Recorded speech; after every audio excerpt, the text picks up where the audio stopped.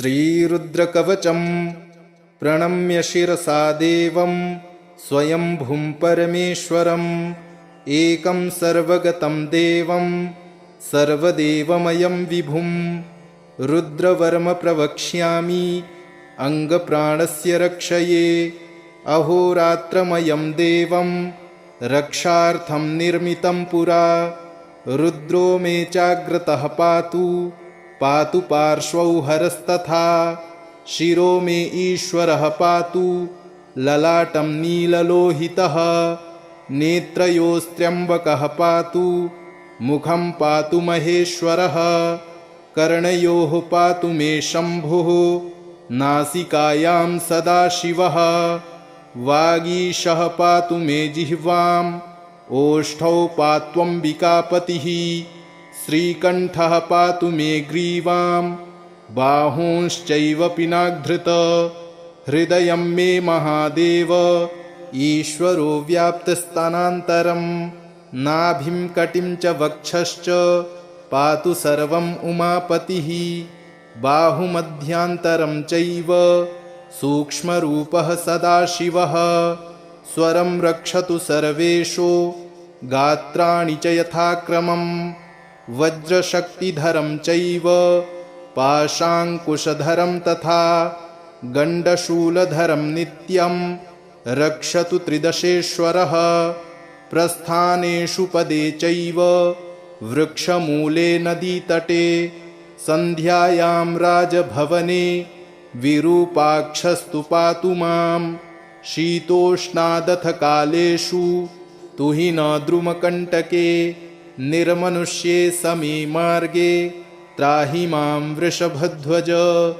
इत्येतद्रुद्रकवचं पवित्रं पापनाशनं महादेवप्रसादेन दूर्वासो मुनिकल्पितं ममाख्यातं समासेन न भयं विन्दितं क्वचित् प्राप्नोति परमारोग्यं पुण्यमायुष्यवर्धनं विद्यार्थी लभते विद्यां धनार्थी लभते धनं कन्यार्थी लभते कन्यां न भयं विन्दते क्वचित् अपुत्रो लभते पुत्रं मोक्षार्थी मोक्षमाप्नुयात् त्राहि त्राहि महादेव त्राहि त्राहि त्रयीमय त्राहि मां पार्वतीनाथ त्राहि मां त्रिपुरान्तक पाशं खड्वाङ्गदिव्यास्त्रं त्रिशूलं रुद्रमेव च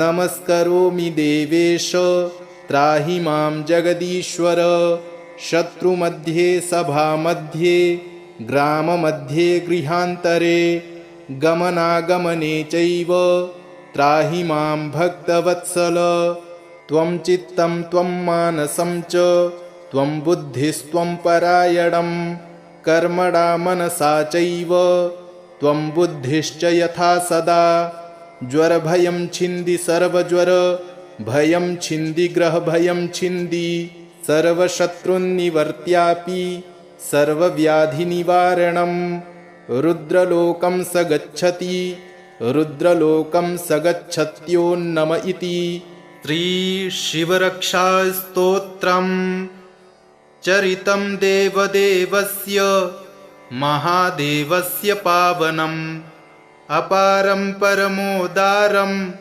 चतुर्वर्गस्य साधनं गौरीविनायकोपेतं पञ्चवक्त्रं त्रिनेत्रकं शिवं ध्यात्वा दशभुजं शिवरक्षां पठेन्नरः गङ्गाधरः शिरः पातु भालमर्धेन्दुशेखरः नयने मदनध्वंसी कर्णौ सर्पविभूषणः घ्राणं पातु पुरारातिर्मुखं पातु जगत्पतिः जिह्वां वागीश्वरः पातु कन्धरां शितिकन्धरः श्रीकण्ठः पातु मे कण्ठं स्कन्धौ विश्वधुरन्धरः भुजौ भूभारसंहर्ता करौ पातु पिनाग्ध्रिक हृदयं शङ्करः पातु जठरं गिरिजापतिः नाभिमृत्युञ्जयः पातु कटिव्याघ्रजिनाम्बरः सक्थिनी पातु दीनार्त शरणागतवत्सलः ऊरुमहेश्वरः पातु जानुनी जगदीश्वरः जङ्घे पातु जगत्कर्ता गुल्फौ पातु गणाधिपः चरणौ करुणा सिन्धुः सर्वाङ्गानि सदाशिवः एतां शिवबलोपेतां रक्षां यः सुकृती पठेत् स भुक्त्वा सकलान् कामान् शिवसायुज्यमाप्नुयात् ग्रहभूतपिशाचाद्यास्त्रैलोक्ये विचरन्ति ये दूरादाशु पलायन्ते शिवनामाभिरक्षणात् अभयं करनामेदं कवचं पार्वतीपतेः भक्त्या बिभर्ति यः कण्ठे तस्य वश्यं जगत्त्रयम् इमां नारायणः स्वप्ने शिवरक्षां यथा दिशत प्रातरुत्थाय योगीन्द्रो याज्ञवल्क्यस्तथा लिखत प्रणम्य शिरसा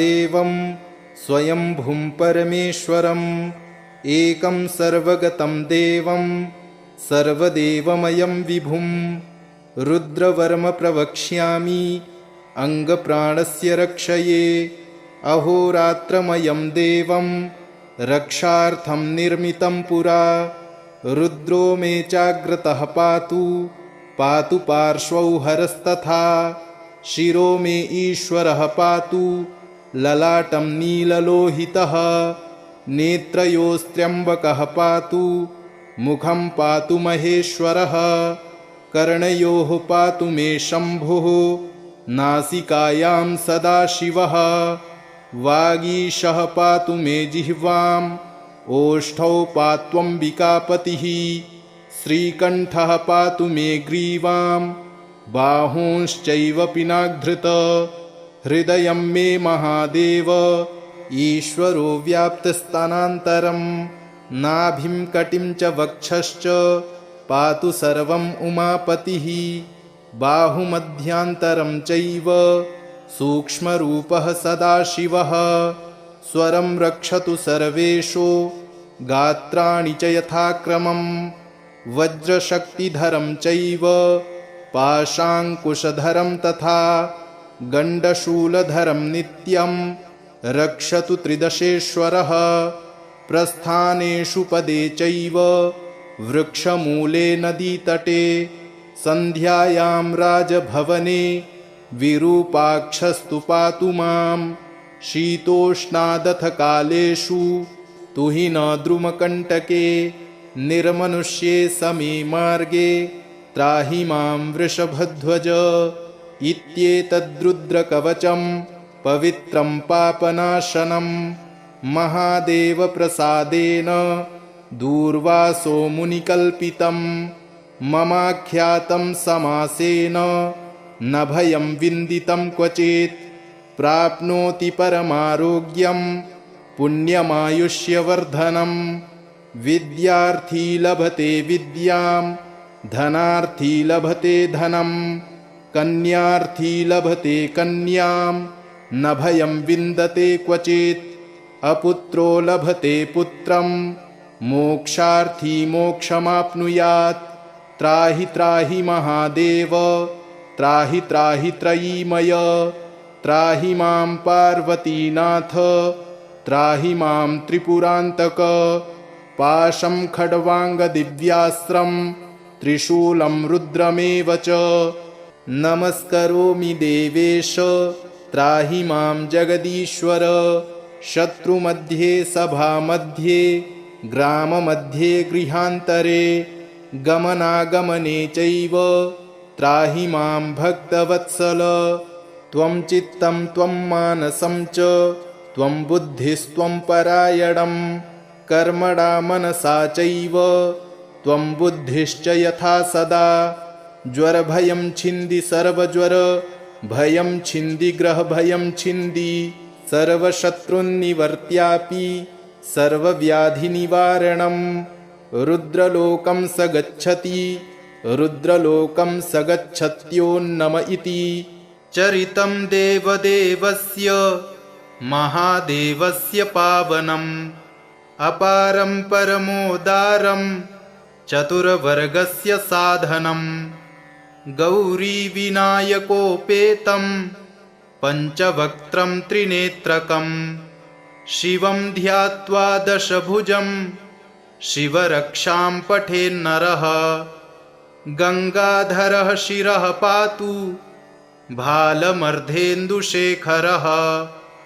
नयने मदनध्वंसी कर्णौ सर्पविभूषणः घ्राणं पातु पुरारातिर्मुखं पातु जगत्पतिः जिह्वां वागीश्वरः पातु कन्धरां शितिकन्धरः श्रीकण्ठः पातु मे कण्ठं स्कन्धौ विश्वधुरन्धरः भुजौ भूभारसंहर्ता करौ पातु पिनाग्ध्रिक हृदयं शङ्करः पातु जठरं गिरिजापतिः नाभिं मृत्युञ्जयः पातु कटिव्याघ्रजिनाम्बरः सक्थिनी पातु दीनार्त शरणागतवत्सलः ऊरू महेश्वरः पातु जानुनी जगदीश्वरः जङ्घे पातु जगत्कर्ता गुल्फौ पातु गणाधिपः चरणौ करुणासिन्धुः सर्वाङ्गानि सदाशिवः एतां शिवबलोपेतां रक्षां यः सुकृती पठेत् स भुक्त्वा सकलान् कामान् शिवसायुज्यमाप्नुयात् ग्रहभूतपिशाचाद्यास्त्रैलोक्ये विचरन्ति ये दूरादाशु पलायन्ते शिवनामाभिरक्षणात् अभयं करनामेदं कवचं पार्वतीपतेः भक्त्या बिभर्ति यः कण्ठे तस्य वश्यं जगत्त्रयम् इमां नारायणः स्वप्ने शिवरक्षां यथा दिशत प्रातरुत्थाय योगीन्द्रो याज्ञवल्क्यस्तथा लिखत प्रणम्य शिरसा देवं स्वयंभुं परमेश्वरम् एकं सर्वगतं देवं सर्वदेवमयं विभुं रुद्रवर्म प्रवक्ष्यामि अङ्गप्राणस्य रक्षये अहोरात्रमयं देवं रक्षार्थं निर्मितं पुरा रुद्रो मे चाग्रतः पातु पातु पार्श्वौ हरस्तथा शिरो मे ईश्वरः पातु ललाटं नीललोहितः नेत्रयोस्त्र्यम्बकः पातु मुखं पातु महेश्वरः कर्णयोः पातु मे शम्भुः नासिकायां सदाशिवः वागीशः पातु मे जिह्वाम् ओष्ठौ पात्वम्बिकापतिः श्रीकण्ठः पातु मे ग्रीवां बाहूंश्चैव पिनाग्धृत हृदयं मे महादेव ईश्वरो व्याप्तस्थानान्तरम् नाभिं कटिं च वक्षश्च पातु सर्वम् उमापतिः बाहुमध्यान्तरं चैव सूक्ष्मरूपः सदाशिवः स्वरं रक्षतु सर्वेषु गात्राणि च यथाक्रमम् वज्रशक्तिधरं चैव पाशाङ्कुशधरं तथा गण्डशूलधरं नित्यं रक्षतु त्रिदशेश्वरः प्रस्थानेषु पदे चैव वृक्षमूले नदीतटे सन्ध्यायां राजभवने विरूपाक्षस्तु पातु मां शीतोष्णादथ कालेषु तुहिन द्रुमकण्टके निर्मनुष्ये समे मार्गे त्राहि मां वृषभध्वज। इत्येतद्रुद्रकवचं पवित्रं पापनाशनं महादेवप्रसादेन दूर्वासो मुनिकल्पितं। ममाख्यातं समासेन न भयं विन्दितं क्वचित्। प्राप्नोति परमारोग्यं पुण्यमायुष्यवर्धनं। विद्यार्थी लभते विद्यां धनार्थी लभते धनं। कन्यार्थी लभते कन्यां न भयं विन्दते क्वचित्। अपुत्रो लभते पुत्रं मोक्षार्थी मोक्षमाप्नुयात्। त्राहि त्राहि महादेव त्राहि त्राहि त्रयीमय। त्राहि मां पार्वतीनाथ त्राहि मां त्रिपुरान्तक। पाशं खड्वाङ्गदिव्यास्त्रं त्रिशूलं रुद्रमेव च। नमस्करोमि देवेश त्राहि मां जगदीश्वर। शत्रुमध्ये सभामध्ये ग्राममध्ये गृहान्तरे गमनागमने चैव त्राहि मां भक्तवत्सल। त्वं चित्तं त्वं मानसं च त्वं बुद्धिस्त्वं परायणं। कर्मणा मनसा चैव त्वं बुद्धिश्च यथा सदा। ज्वरभयं छिन्दि सर्वज्वर भयं छिन्दि ग्रहभयं छिन्दि। सर्वशत्रुन्निवर्त्यापि सर्वव्याधिनिवारणं। रुद्रलोकं स गच्छति रुद्रलोकं स गच्छत्योन्नम इति। चरितं देवदेवस्य महादेवस्य पावनम्। अपारं परमोदारं चतुर्वर्गस्य साधनम्। गौरीविनायकोपेतं पञ्चवक्त्रं त्रिनेत्रकं। शिवं ध्यात्वा दशभुजं शिवरक्षां पठेन्नरः। गङ्गाधरः शिरः पातु भालमर्धेन्दुशेखरः। नयने मदनध्वंसी कर्णौ सर्पविभूषणः। घ्राणं पातु पुरारातिर्मुखं पातु जगत्पतिः। जिह्वां वागीश्वरः पातु कन्धरां शितिकन्धरः। श्रीकण्ठः पातु मे कण्ठं स्कन्धौ विश्वधुरन्धरः। भुजौ भूभारसंहर्ता करौ पातु पिनाग्ध्रिक। हृदयं शङ्करः पातु जठरं गिरिजापतिः।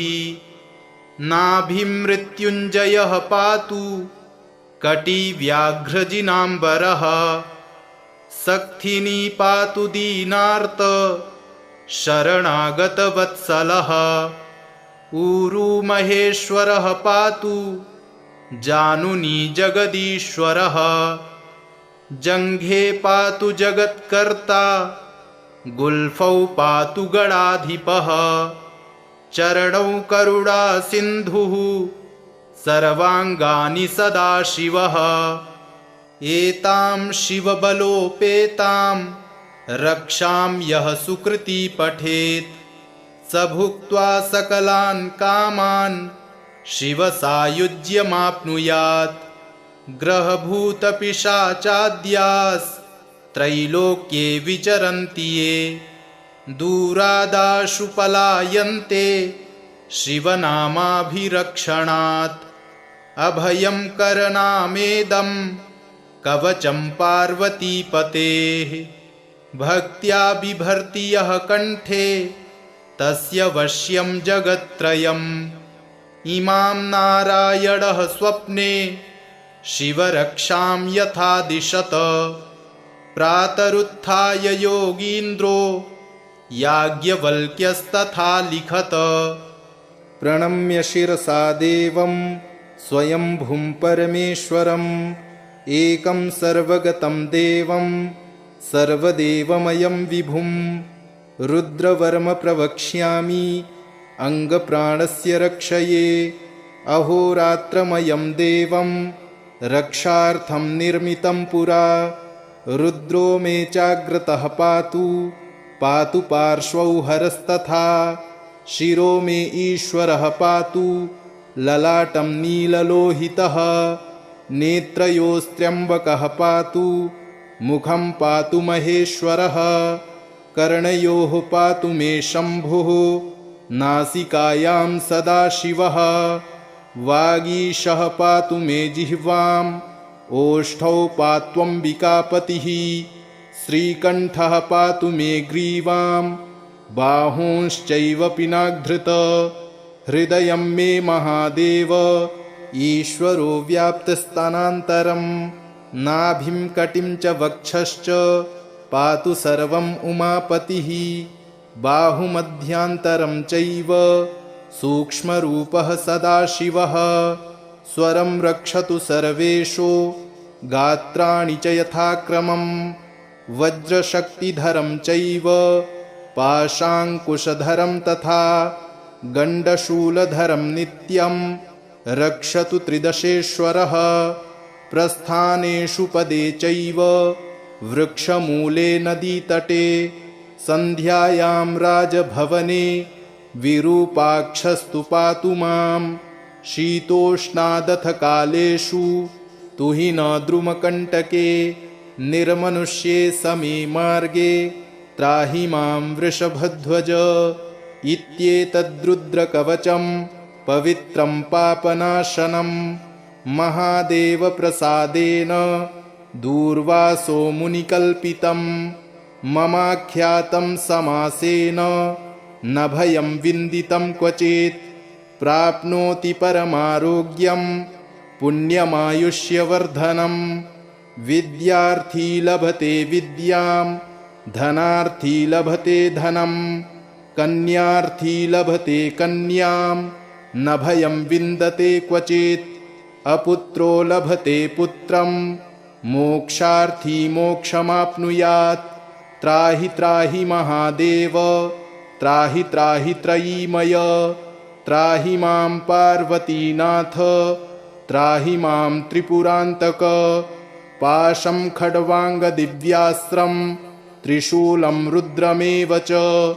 नमस्करोमि देवेश त्राहि मां जगदीश्वर।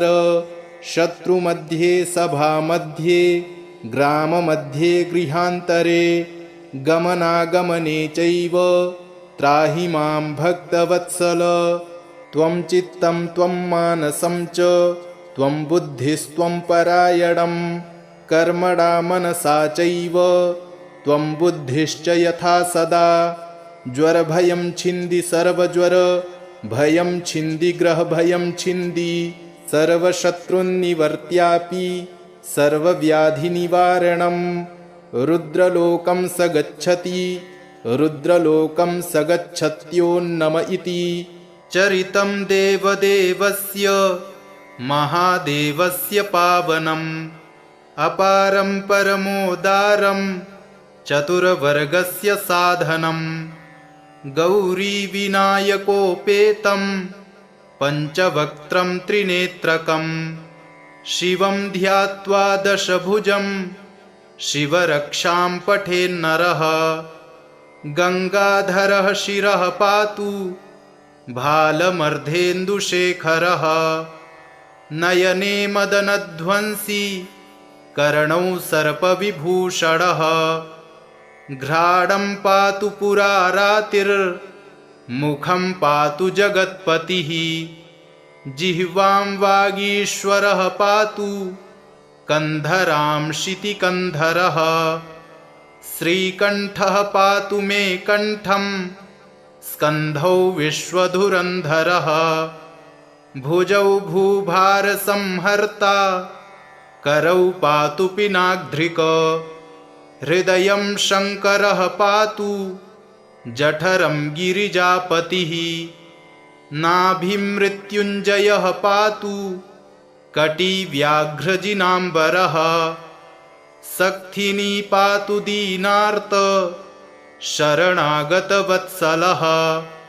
ऊरू महेश्वरः पातु जानुनी जगदीश्वरः।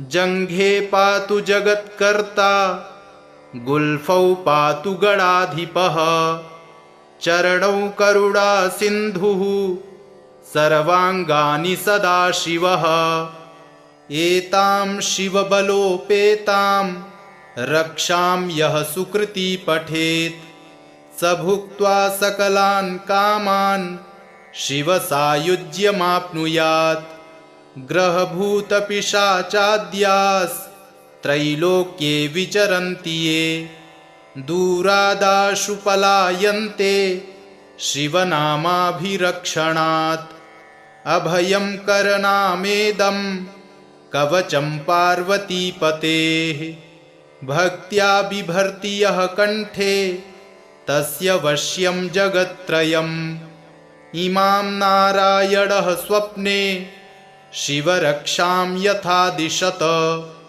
प्रातरुत्थाय योगीन्द्रो याज्ञवल्क्यस्तथा लिखत प्रणम्य शिरसा देवं स्वयंभुं परमेश्वरम् एकं सर्वगतं देवं सर्वदेवमयं विभुं रुद्रवर्म प्रवक्ष्यामि अङ्गप्राणस्य रक्षये अहोरात्रमयं देवं रक्षार्थं निर्मितं पुरा रुद्रो मे चाग्रतः पातु पातु पार्श्वौ हरस्तथा शिरो मे ईश्वरः पातु ललाटं नीललोहितः नेत्रयोस्त्र्यम्बकः पातु मुखं पातु महेश्वरः कर्णयोः पातु मे शम्भुः नासिकायां सदाशिवः वागीशः पातु मे जिह्वाम् ओष्ठौ पात्वम्बिकापतिः श्रीकण्ठः पातु मे ग्रीवां बाहूंश्चैव पिनाधृत हृदयं मे महादेव ईश्वरो व्याप्तस्थानान्तरम् नाभिं कटिं च वक्षश्च पातु सर्वम् उमापतिः बाहुमध्यान्तरं चैव सूक्ष्मरूपः सदाशिवः स्वरं रक्षतु सर्वेषु गात्राणि च यथाक्रमम् वज्रशक्तिधरं चैव पाशाङ्कुशधरं तथा गण्डशूलधरं नित्यं रक्षतु त्रिदशेश्वरः प्रस्थानेषु पदे चैव वृक्षमूले नदीतटे सन्ध्यायां राजभवने विरूपाक्षस्तु पातु मां शीतोष्णादथ कालेषु तुहि न द्रुमकण्टके निर्मनुष्ये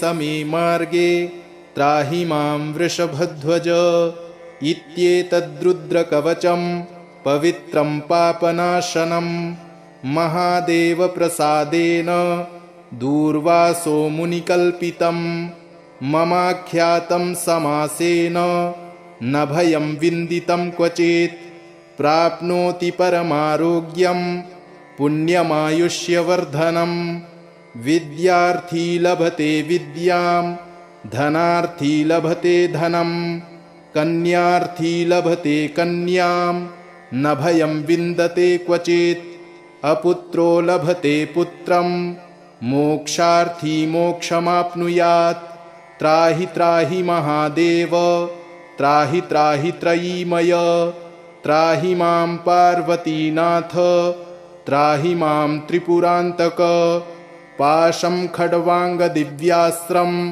त्रिशूलं रुद्रमेव च नमस्करोमि देवेश त्राहि मां जगदीश्वर शत्रुमध्ये सभामध्ये ग्राममध्ये गृहान्तरे गमनागमने चैव त्राहि मां भक्तवत्सल त्वं चित्तं त्वं मानसं च त्वं बुद्धिस्त्वं परायणं कर्मणा मनसा चैव त्वं बुद्धिश्च यथा सदा ज्वरभयं छिन्दि सर्वज्वर भयं छिन्दि ग्रहभयं छिन्दि सर्वशत्रुन्निवर्त्यापि सर्वव्याधिनिवारणं रुद्रलोकं स गच्छति रुद्रलोकं स गच्छत्योन्नम इति चरितं देवदेवस्य महादेवस्य पावनम् अपारं परमोदारं चतुर्वर्गस्य साधनं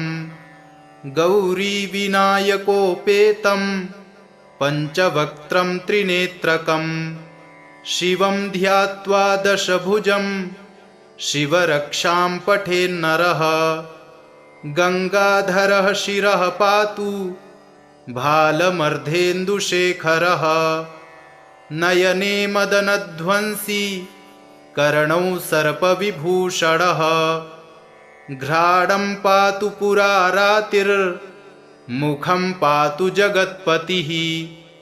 जिह्वां वागीश्वरः पातु कन्धरां शितिकन्धरः। श्रीकण्ठः पातु मे कण्ठं स्कन्धौ विश्वधुरन्धरः।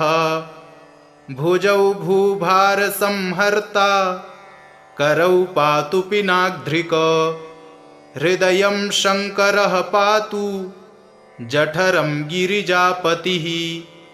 नाभिं मृत्युञ्जयः पातु कटिव्याघ्रजिनाम्बरः। सक्थिनी पातु दीनार्त शरणागतवत्सलः। ऊरू महेश्वरः पातु जानुनी जगदीश्वरः। जङ्घे पातु जगत्कर्ता गुल्फौ पातु गणाधिपः। चरणौ करुणासिन्धुः सर्वाङ्गानि सदाशिवः। एतां शिवबलोपेतां रक्षां यः सुकृती पठेत् स भुक्त्वा सकलान् कामान् शिवसायुज्यमाप्नुयात्। ग्रहभूतपिशाचाद्यास्त्रैलोक्ये विचरन्ति ये दूरादाशु पलायन्ते शिवनामाभिरक्षणात्। अभयं करनामेदं कवचं पार्वतीपतेः। भक्त्या बिभर्ति यः कण्ठे तस्य वश्यं जगत्त्रयम्। इमां नारायणः स्वप्ने शिवरक्षां यथा दिशत। प्रातरुत्थाय योगीन्द्रो याज्ञवल्क्यस्तथा लिखत। इति श्रीयाज्ञवल्क्यप्रोक्तं शिवरक्षास्तोत्रं सम्पूर्णम्।